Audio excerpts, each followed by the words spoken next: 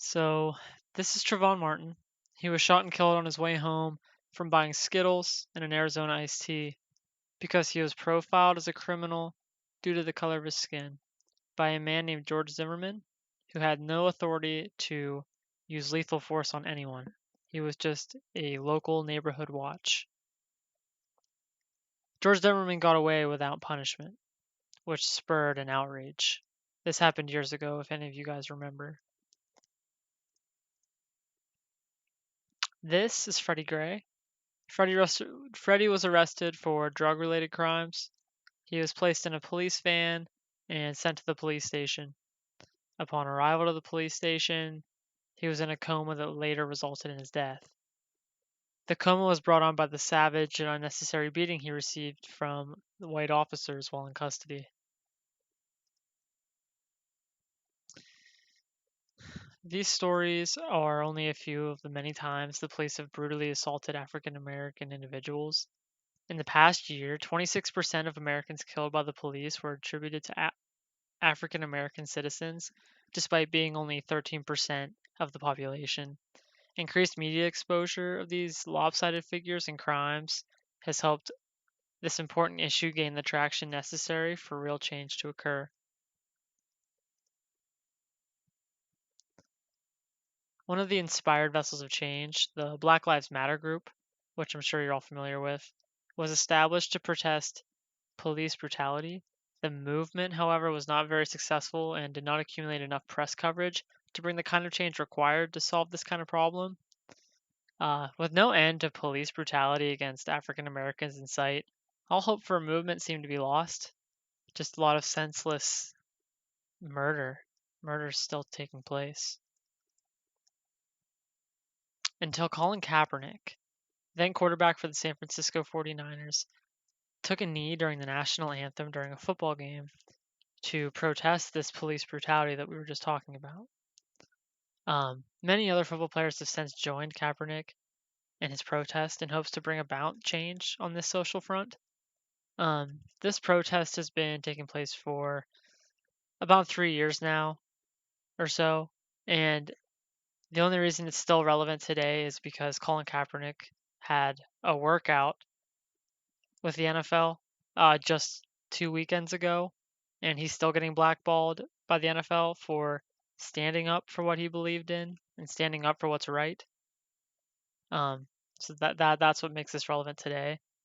And I just wanted to talk about what the NFL players are doing in regards to protesting and why I think it's okay and it's perfectly okay legally, socially, and the minuscule disrespect they are showing the flag is nothing compared to the disrespect that the racially profiled have to endure in their daily lives.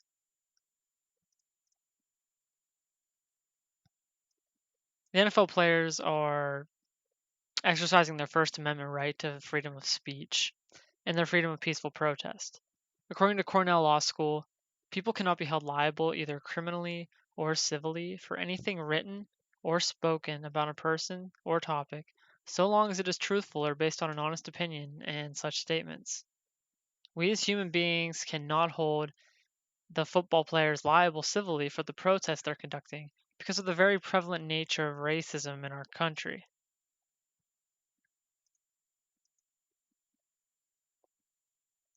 Just to continue on the law side of this topic, the argument against the First Amendment is that the NFL is a private entity, meaning they have power over their ability to stand or kneel for the flag.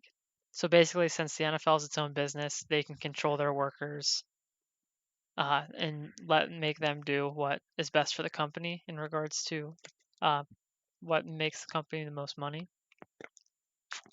And kneeling for the flag, excuse me, hurt the ratings of the NFL. But this, according to the Society for Human Resource Management, is protected under the National Labor Relations Act. And this act broadly protects workers' rights to engage in protected concerted activity. This means that they are protected to engage in political advocacy if it is job related. You can argue that this is job related as it pertains to African American players' safety. The amendment is also protected as speech against the government because the government funds certain aspects of the NFL, including the pregame patriotic displays, which would be the national anthem, allowing the issue to be constitutional rather than work related. The intent behind kneeling for the flag is to combat the racism that is prevalent in our country. How many of you guys think racism still exists today? Show of hands. Okay. Well, according to USA Today, 52% of Americans polled believe racism is still a very serious problem in our country. The numbers don't lie. And we see it every day. Racism still very much so exists in our country to this very day. If you've watched the news at all in recent time, you've come across stories where innocent African Americans were gunned down by the police for no reason.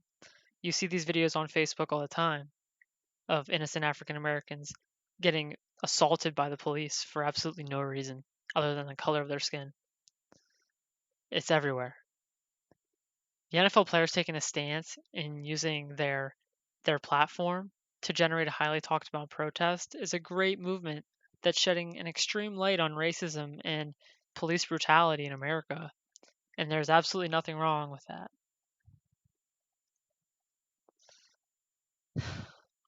Colin Kaepernick explains that this is a quote from Colin Kaepernick actually that explains, "I am not going to stand up to show pride in a flag for a country that oppresses black people and people of color.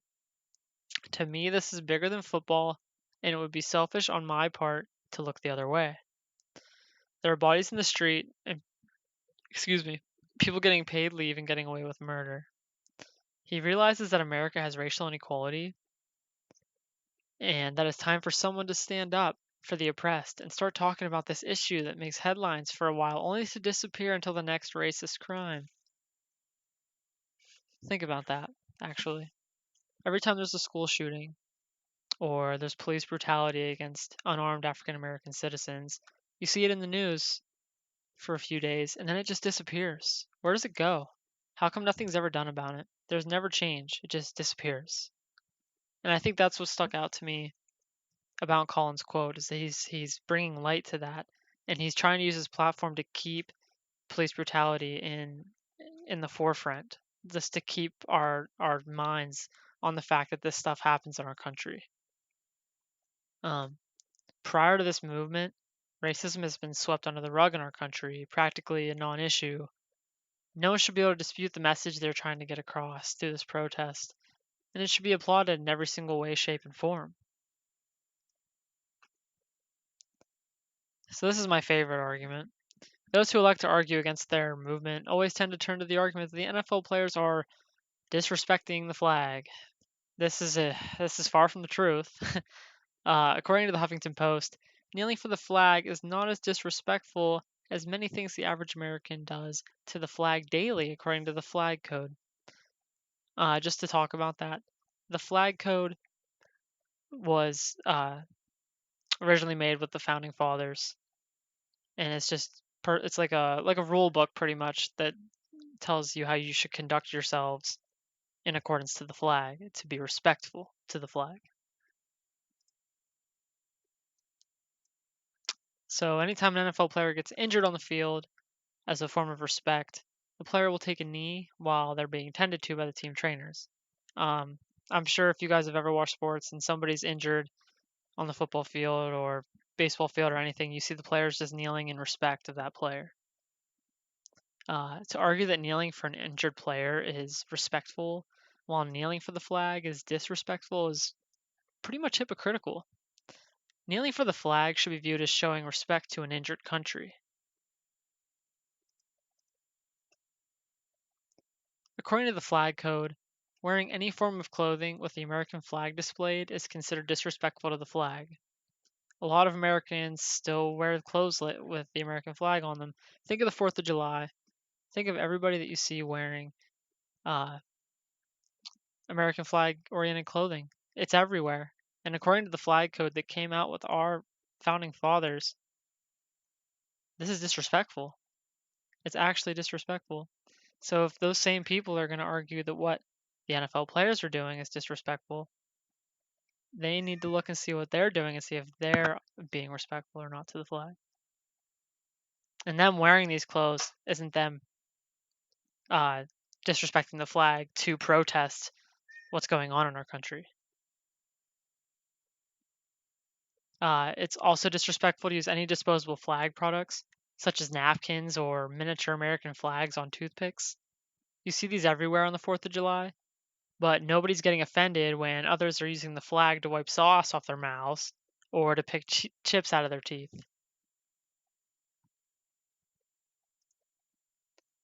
If you've seen any company use the American flag in their advertisements, they are in direct violation of the flag code.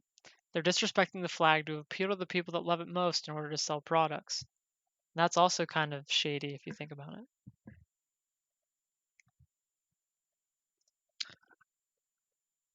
These are common everyday things that people do to disrespect the flag, and they're not doing it to help make our country a better place to live in.